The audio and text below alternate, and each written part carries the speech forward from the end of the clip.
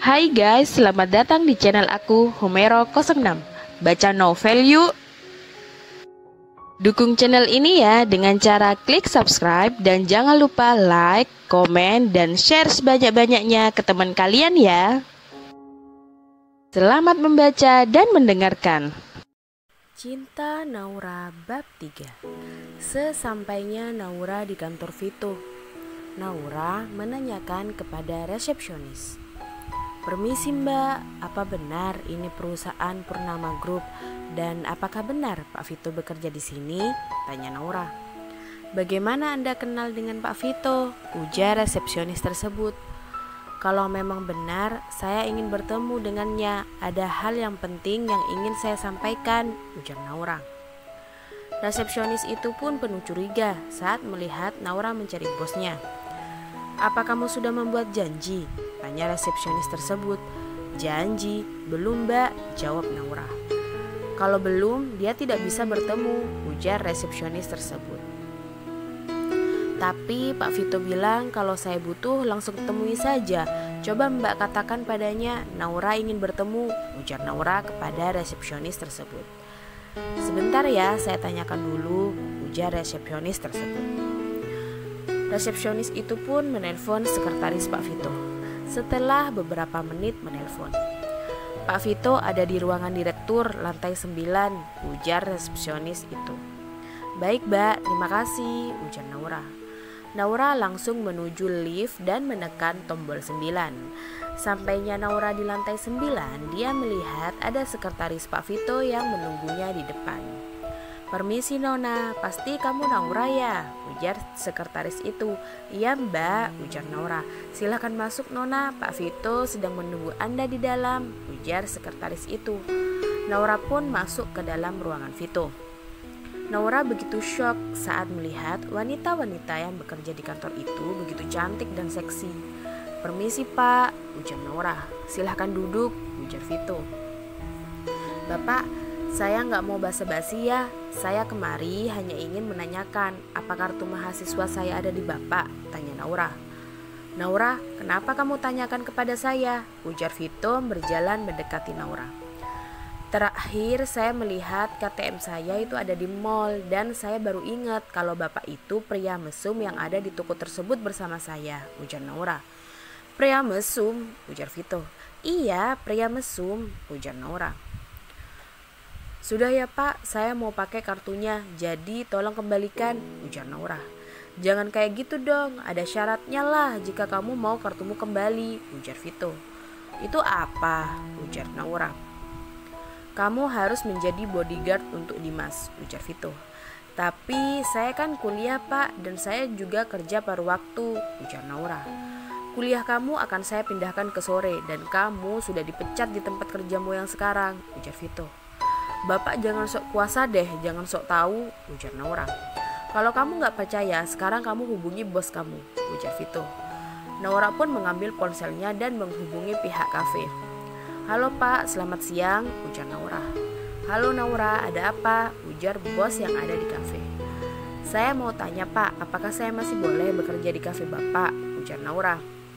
"Maaf ya Naura, karena kamu beberapa hari ini tidak masuk kerja, jadi posisi kamu sudah saya gantikan dengan pegawai yang lain," ujar bos tersebut. "Apa pak?" teriak Naura kaget. "Iya, nanti bayaran kamu akan saya transfer ke rekening kamu yang biasanya," ujar bos tersebut. "Baiklah pak, terima kasih ya pak," ujar Naura sembari mematikan ponselnya. "Bagaimana? Apa aku berbohong kepadamu?" ujar Vito tersenyum licik. "Baiklah kalau begitu, saya akan bekerja sama bapak, tapi ini hanya demi Dimas ya pak," ujar Naura.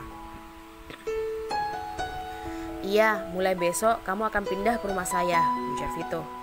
"Kenapa memangnya? Apa nggak bisa tinggal di kosan saya pak? Gimana teman saya pak?" ujar Naura.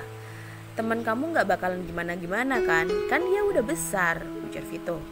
"Tapi kami sudah sama-sama pak selama ini," ujar Naura. "Kamu kan tiap hari pasti ketemu," ujar Vito. "Baiklah pak, kalau begitu," ujar Naura pasrah. "Oke, sore ini kamu bersiap untuk pindah, dan ini KTM-mu," ujar Vito sembari memberikan KTM milik Naura. Iya Pak, terima kasih, saya permisi dulu, ujar Naura. Akhirnya Naura pun pulang dari kantor Vito menuju ke kosannya. Sesampai di kosan Naura, Naura terlihat begitu lemas. Hai Mil, sapa Naura. Hai Ra, jawab Milda. Kamu kenapa Naura? Tanya Milda. Ya Mil, aku minta maaf ya, mulai malam ini aku harus pindah ke tempatku bekerja yang baru, ujar Naura. Memangnya kamu gak kerja di kafe lagi? Tanya Milda.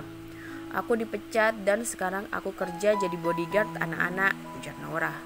Gak apa-apa Ra, aku berani kok tinggal di sini sendirian, kita kan masih bisa sering ketemu di kampus, ujar Milda. Sekali lagi maaf ya, ujar Naura. Iya, gak apa-apa kok, ujar Milda.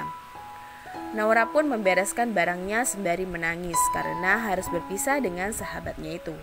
Tak lama datanglah sebuah mobil mewah berhenti di depan kosan mereka. Aku pergi dulu ya, ujar Naura. Iya, kamu hati-hati ya Ra, ujar Milda. Kamu juga ya, ujar Naura. Mereka berpelukan dan menangis bersama. Setelah itu, Milda mengantarkan kepergian Naura. Naura telah sampai di rumah Vito. Silahkan turun Nona, ujar sopir tersebut. Terima kasih, ujar Naura. Naura pun turun dari mobil dan mengambil kopernya. Kemudian ia masuk ke dalam. Nona Naura sudah sampai ya, ujar Bi Sumi. Panggil Naura aja Bi, ujar Naura. Enggak enak Non, saya panggil Nona aja ya, ujar Bi Sumi. Dimas di mana Bi? Tanya Naura.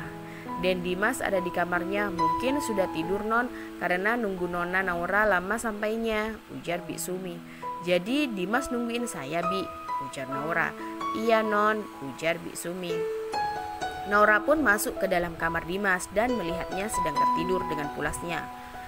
Besok kamu sudah ketemu sama Kak Naura ya, ujar Naura sembari membelai lembut kepala Dimas. Dan akhirnya Naura pun tidur di tepi ranjang Dimas. Tak berapa lama, Vito pun baru pulang dari kantor sekitar jam 11 malam. Bi Sumi pun membukakan pintunya. Malam Tuan, ujar Bi Sumi. Iya Bi, apa Naura sudah di sini? Tanya Vito. Sudah Tuan, sekarang Nona Naura nemenin dan Dimas tidur, ujar Bi Sumi. Apa? Ujar Vito langsung menuju ke kamar Dimas dan melihat Naura yang tidur di tepi ranjang Dimas. Dasar, memangnya tidur dengan duduk begitu enggak sakit apa punggungnya, ujar Vito. Vito pun menggendong Naura dan memindahkan ke kamarnya sendiri. Setelah itu, Vito keluar dari kamar Naura dan tertidur di kamarnya. Keesokan harinya, Naura bangun pagi-pagi sekali.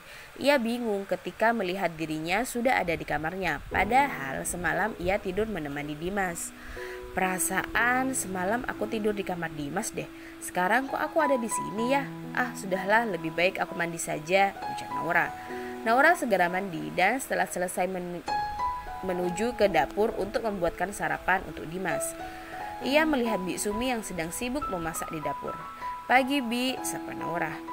Nona Naura udah bangun ya, ujar Bi Sumi. Udah Bi, lagi masak apa? Tanya Naura. Nasi goreng Nona buat sarapan, ujar Bi Sumi. Boleh saya bantu? Ujar Naura. Boleh, ujar Bi Sumi. Dimas udah bangun ya Bi? Tanya Naura.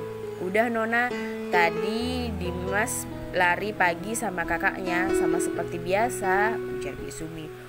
Oh gitu, ujar Naura melanjutkan pekerjaannya. Setelah beberapa saat memasak dan masakan pun terhidang di meja makan, Naura segera mengganti bajunya dan bersiap untuk mengantarkan Dimas ke sekolah. Dimas dan Vito pun baru pulang dari jogging. Kak Naura, panggil Dimas. Naura pun menoleh ke arah belakang dan dilihatnya Dimas sedang berlari ke arahnya. Dimas habis jogging ya, ujar Naura. Iya kak, Dimas kangen banget sama Kak Naura, ujar Dimas akan memeluk Naura, namun ditahan oleh kakaknya. Dimas mandi dulu, terus siap-siap sekolah, ujar Vito. Iya Kak Vito. Kak Naura mandiin Dimas ya kak, ujar Dimas. Dimas, ujar Vito. Dimas pun langsung kabur masuk ke kamarnya. Sementara Naura yang masih kaku memandang Vito yang berteriak ke arah Dimas. Pak, jangan kasar dong pak sama adiknya, ujar Naura. Saya nggak kasar kok, tapi saya tegas, ujar Vito meninggalkan Naura. Dasar gunung es, ujar Naura. Tak lama Dimas pun sudah siap untuk ke sekolah, sementara Vito baru turun dari kamarnya. Dimas sarapan dulu ya, nanti biar bisa konsentrasi belajarnya, ujar Naura. Oke, siap kak. Kak Naura gak sarapan, ujar Dimas. Tadi kakak udah sarapan kok, bareng Bik Sumi, ujar Naura. Kamu sarapan dulu Gih, ujar Vito.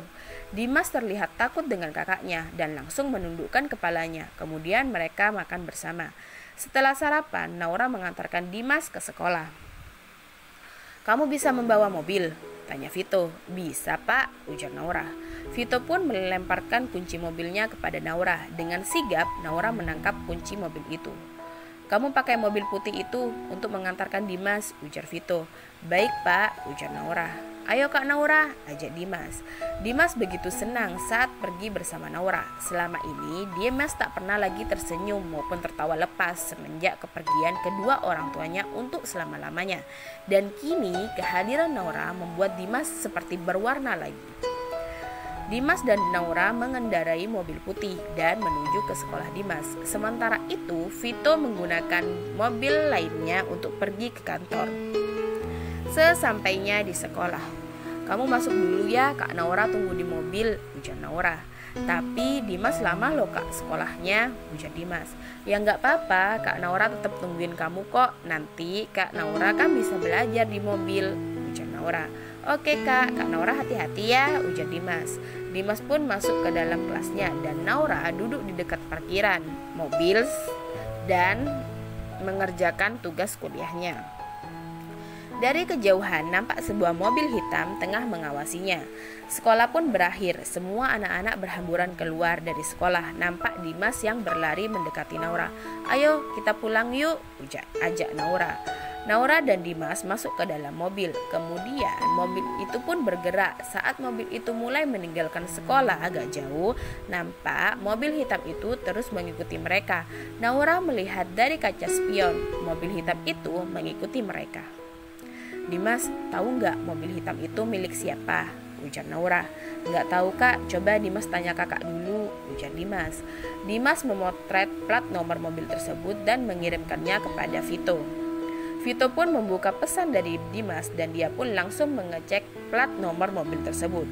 Ponsel Dimas pun berbunyi. Halo kak, tanya Dimas. Baik kak, jawab Dimas. Dimas pun mematikan ponselnya. Kak, kata Kak Vito, kita harus berhenti di kantor polisi sekarang, ujar Dimas. Kantor polisi, ujar Naura. Iya kak, mereka itu orang-orang suruhan musuh Kak Vito, ujar Dimas. Baiklah kalau begitu, ujar Naura. Naura pun mempercepat laju mobilnya dan mencari-cari kantor polisi. Mobil hitam itu terus mengikuti gerakan mobil Naura. Naura pun menemukan kantor polisi dan langsung masuk ke dalam halaman. Ternyata benar, mobil itu tidak berani berhenti dan langsung kabur meninggalkan mereka saat mereka berada di kantor polisi. Bersambung.